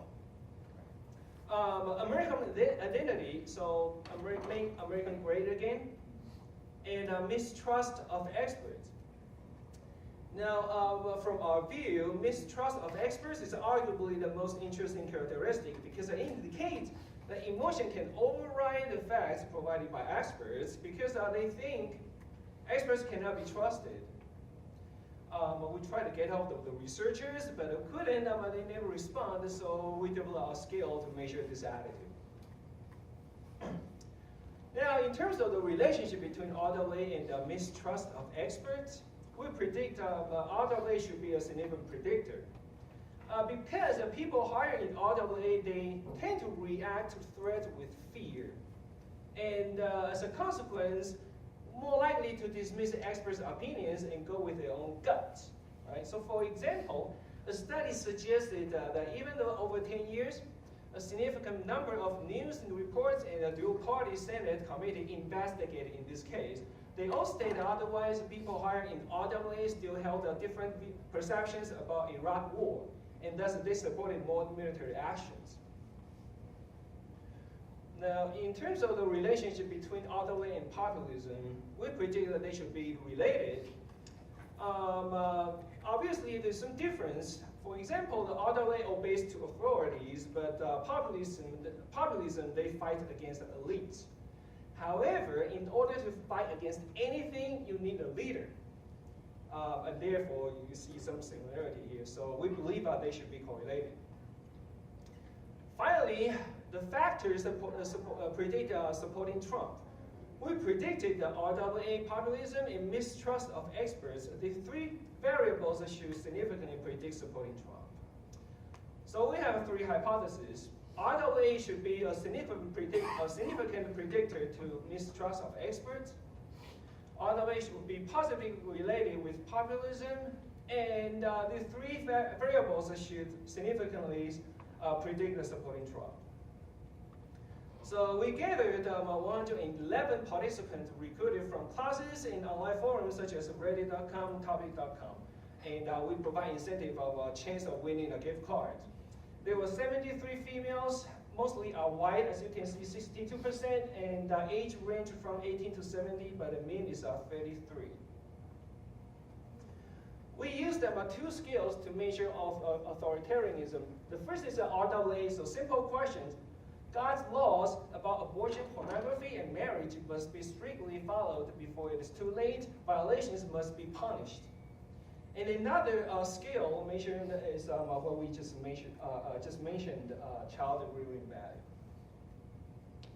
Populism, this scale has three subscales. First is the populism itself, pluralism, in other words, valuing diversity. For example, freedom depends on diversity, and elitism. And mistrust of experts, we developed this 10-item scales. Simple question, experts often waste their time doing research on things we already know. And finally, supporting Trump, one single question. I support Donald Trump to be the president. And this is an online survey, so created, got Google Forms, and the link was distributed to people. And the program randomized the survey to eliminate the order effect.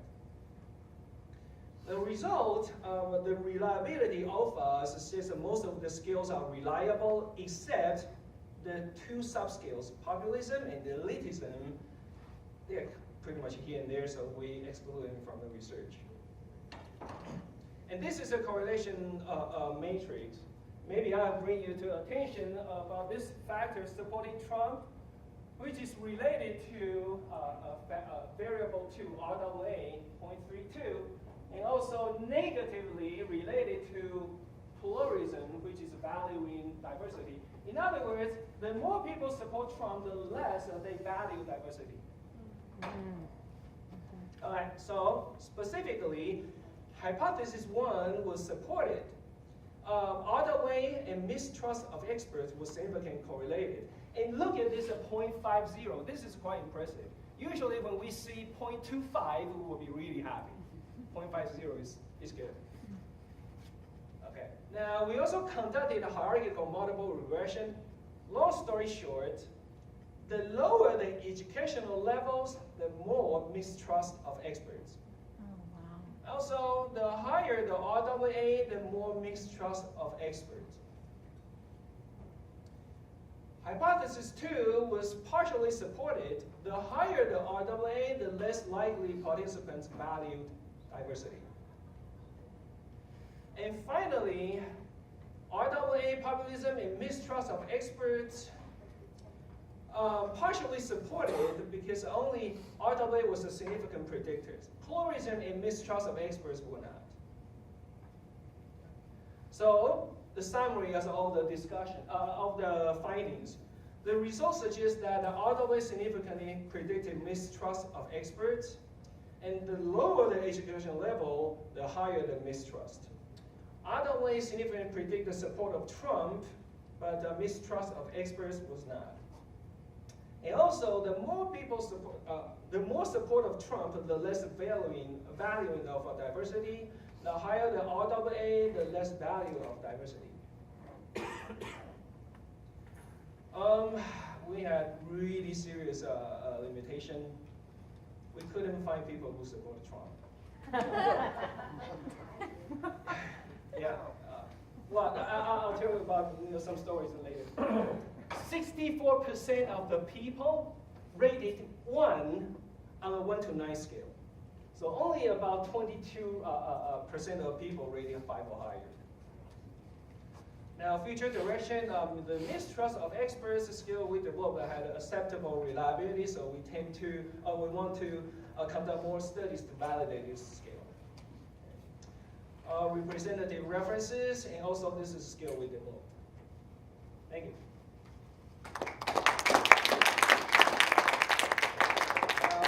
For question? Yes. So in terms of your survey, like you sent it to Vox, is that right?